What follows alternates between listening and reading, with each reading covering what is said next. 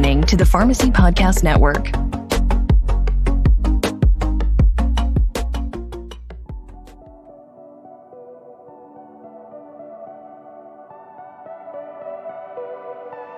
Welcome to UnScripted, a special podcast series from Surescripts in collaboration with the Pharmacy Podcast Network. UnScripted with Surescripts is a 6-episode series discussing challenges facing patients and care providers and how technology is creating opportunities for change. This series will offer a variety of voices in specialty medications, different pharmacy conversations, and showcase how Surescripts is driving best-in-class solutions designed specifically to deliver operational efficiencies and, most important, the best patient care. Surescripts aims to keep the patient at the center of all that we do, working to ensure faster, more informed, more accurate, more reliable transfer of information among care management teams. This episode of UnScripted Podcast is powered by Surescripts. And now here's our host, the founder of the Pharmacy Podcast Network, Todd Urey.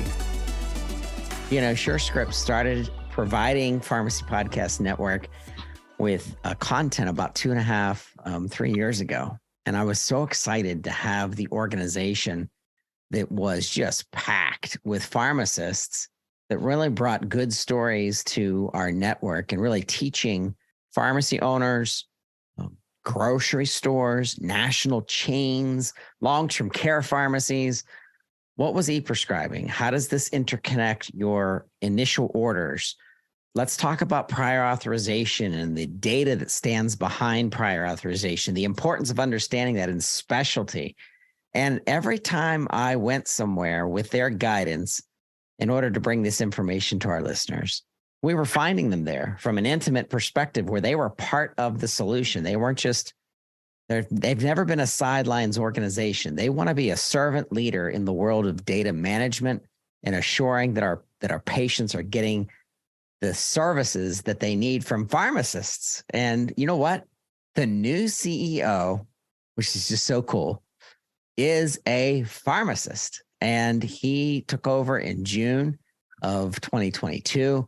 And I hadn't had a chance to interview him yet, but he's with us today, the Chief Executive Officer of Surescripts, Frank Harvey. I am excited, as you can tell, to have you here. Welcome to the show, Frank. Todd, thank you so much. It's a real pleasure for me to be here as well. You've done so much for pharmacy through the years, and it's just a pleasure to be meeting with you today.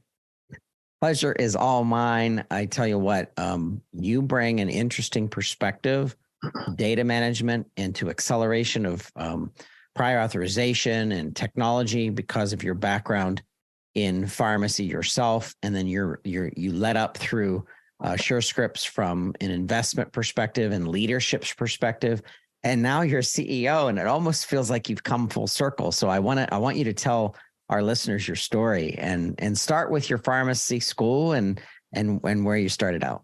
Sure. If you don't mind, I'll even start further back than that. Yeah, do it. I'll start when I was 6 years old. My father would take me to Brookville Drugstore, which was our local community pharmacy. Every Saturday morning, we'd sit at the soda fountain and have breakfast. And I would watch the two pharmacists there, Gerald Maxey and Glenn Hilbush, that ran that independent, and just see how much fun they were having interacting with members of the community. And then, during the time there, you'd see people go up, spend a few minutes with the pharmacist, really get good advice. They were really our primary care providers for our community. And certainly, first of all, I thought they were having so much fun that one day, if I could possibly be a pharmacist, that would be a great thing. And also, they had lake homes, and I thought if one day I had a lake home, that would be even better. So it was, the best of both worlds. And so, Glenn and Gerald were just really impactful to my family. So, having the opportunity to then, go to college, go to Medical College of Virginia, become a pharmacist, come out and practice initially as an independent pharmacy. Independent pharmacy, and then for a chain drugstore called Revco. I remember Revco. Which is rolled up now and part of CVS Health. And so having that opportunity, I think, was the foundation that the last 40 years of my career have really built upon in healthcare. Pharmacists, I think, take a unique view of healthcare and really sort of have that servant's mentality. And we're looking for how can we help the community? How can we help patients? And how do we help advance it? And being fortunate enough when I was asked to come on to Surescripts as a CEO, I just felt like it was an opportunity to be at a mission-based company, because at Surescripts we're focused on three primary missions, including to continue to lower the cost of healthcare, to improve the quality of healthcare, and to improve patient safety. And the opportunity to be leading that mission-driven company, and a company that has one of the best things other than our great employees, or our Surescripts Network Alliance that we've built across all of the EHRs in the country, all of the health systems, all the practitioners, the PBMs. I mean, we really convened that entire network, and it's given us a unique opportunity to help advance healthcare. The trust that pharmacists have in their community is second to none. It might be second to nurses in some of the surveys that we read. Right. But seeing your patients 9 times more than your primary care, and how primary care relies on that pharmacist to drive the treatment that they prescribed, and being able to follow up on it, because they're in primary care, God bless them, the quarterbacks of the play of healthcare, passing the treatment to the running back or the wide receiver, whoever it is, your pharmacist really is who it is. That's exciting. And I see Surescripts from a technology perspective, you've led, and now you coming in as leadership of understanding what pharmacists provided in the sake of in the element of trust, and right. how you learned that at such a young, position in your own career. That's special, because you saw it before there was data and before there was internet. I don't want to give away your age. You're basically my age as well. We remember a day of healthcare without, internet, without the ability to understand, but you are now able to interconnect the understanding of how the pathways that we're creating as processes to accelerate care, especially with like prior authorization stuff, where Surescript has really helped to pave those ways. And now you kind of bring it full circle. So I think that's kind of special. Not to give away my age either, but the first pharmacy I worked in, I was working on a manual typewriter. And so, the way we got prescriptions in our pharmacy, the doctor either called them in or the patient brought it in. More times than not, I had to call the doctor back because I couldn't read his writing to make sure I was getting it right. So you're right. Surescripts has really revolutionized that, revolutionized the workflow, revolutionized the relationship between the physician and the pharmacist. And, we really believe we're at a critical point in our healthcare system. The pandemic really proved the value of pharmacy and pharmacists. It also has really, provider burnout is rampant, whether it's the nurses, physicians, and pharmacists in a lot of cases. And we believe we're at a point where we have to have an evolution of the healthcare team. When I think back in pharmacy school 40 some years ago, the pharmacist was in the hospital already very active, a critical member of that healthcare team. There were pharmacists that through collaborative care agreements were writing prescriptions, where, the first line of treatment in the hospital many times. And now we see during the pandemic, we got this rampant burnout where 2 in 5 primary care physicians are saying that they're, going to leave practice within the next 2 years. Yeah. 30% of ancillary healthcare workers saying that they're going to stop practicing or working as much. So we're at a point where we have to have an evolution of the care team. We hope you're enjoying this edition of the UnScripted podcast. Be sure to visit Surescripts.com and check out their Intelligence in Action blog, which offers smart dialogue about ways to enable better healthcare decisions. The blog has a whole section dedicated to remapping the specialty medication journey. And don't miss the other unscripted podcast episodes about specialty medications, which we've linked in the show notes. Surescripts, the nation's most trusted and capable healthcare information network. Thanks to all the frontline pharmacists and pharmacy technicians for your work in healthcare throughout the nation. We salute you. The leadership that you're providing, and it started before you arrived, but I think you arrived at that right time in order to accelerate it and kind of bring it where now there's a lot of pharmacist leadership. The pharmacist leadership that you've presented for years is tying back into organizations like the National Council for Prescription Drug Programs, who looks to Surescripts to give guidance. Sure. And your participation in the upcoming event for them is also special. The opportunities to expand access and fill gaps in primary care, just like you were just saying, Frank, improving SIG clarity, tools and innovation for improving prescription experience in healthcare. Share with our listeners a little bit about the vision of of what you're going to be doing with NCPDP and other organizations that you've already reached out to and connected with? Absolutely. Well, Mark Gingrich, our CIO, is actually on the board for NCPDP, critical member there. NCPDP, I think, provides an indispensable service to our industry, really helping set those standards upon which we all sort of depend and helps to advance us. We're also very active in the Sequoia project. That's a critical part of what ONC is doing through TEFCA, and we've announced our intent to become a qualified health information network through TEFCA as well. As we look to the future and where we're going, we know, and just to give you a little data to sort of represent our need to go there, we did an analysis across the country of the 3,233 counties in the United States. And in almost half of those counties, there's less than one primary care physician for every 1,500 patients. Jeez. It's impossible for a primary care physician to be able to see that many patients on a regular basis to take care of them. The good news is in about 60% of those same counties, there's a supply of pharmacy and pharmacists to really help in and play that expanded role. Now, we saw during the pandemic with the extended practice ability that HHS has given to pharmacy, and now as of 2 weeks ago has extended it another 18 months, we saw pharmacists really step in with those limited prescribing privileges through test to treat with immunizations and really play a critical role as a part of that primary care team. And we feel like now with this next 18 months, while HHS has extended that for pharmacy, it really needs to have a push to make sure this is something that's put permanent in place, because healthcare needs pharmacy to play a larger role. The primary care physicians want pharmacy to play a larger role as a part of the care team. So we're really, through the technology, helping empower that whole interaction to be more effective, more streamlined, so that physicians, pharmacists, nurses, nurse practitioners, physicians' assistants can all be more productive and spend the right quality time with the patients. I was thinking of an article that came out in April on Yahoo Finance that talked about Surescripts highlighting opportunities for care team evolution. And that really excited me because I knew, as when you're an insider, organizations' intentions. Right. And the intention of the Surescripts team has always had the pharmacist plugged in. So I'm just like, as soon as I started reading it, I didn't even have to read it to understand what you guys were doing.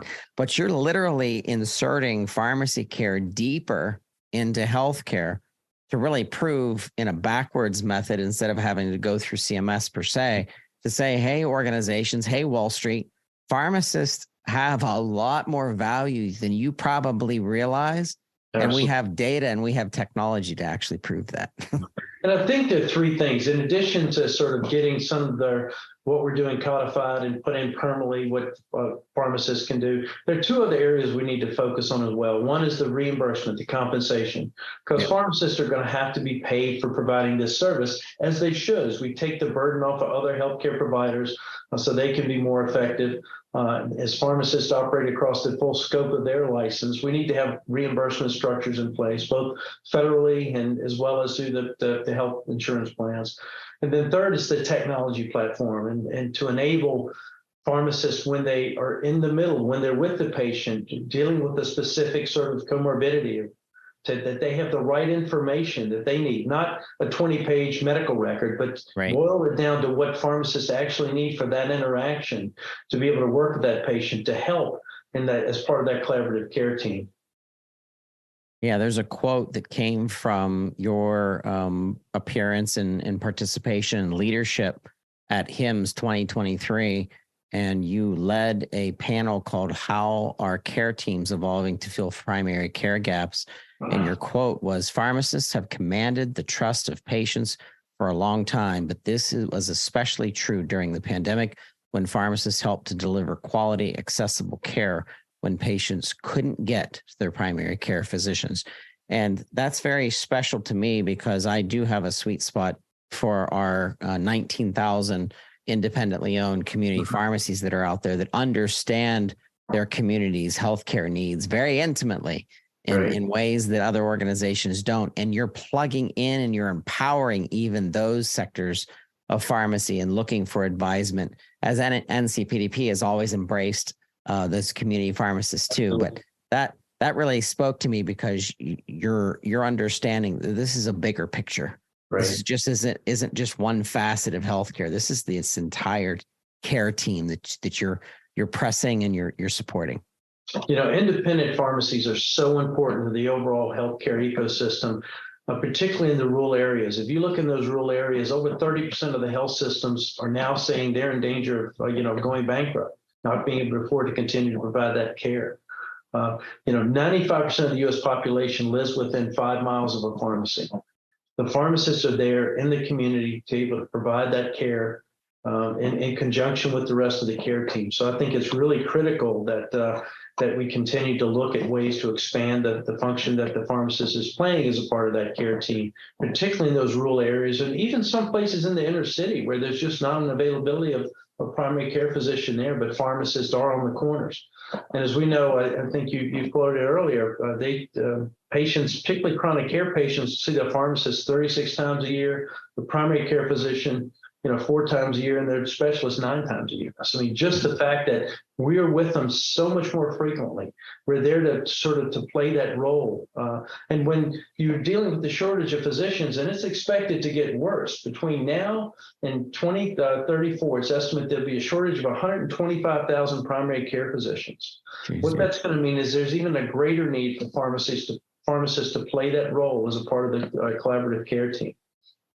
We also, the population is continuing to age. By 2040, it's estimated that over 22% of the U.S. population will be 65 or over.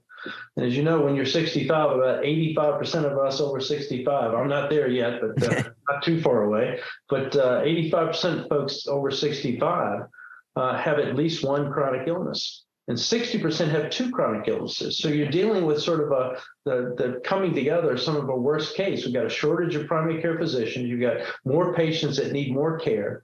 And really the healthcare professional that wants to do more, wants to operate across the full scope of their license is a pharmacist. So we really see the evolution of that healthcare team being very critical. That's why just today in what we're doing, last year over 22 billion transactions that Surescripts helped facilitate, 22 billion times, over 823,000 physicians using clinical direct messaging to send clinical messages back and forth between pharmacists and physicians, cutting out faxes, cutting out phone calls, again, helping streamline that process. Yep.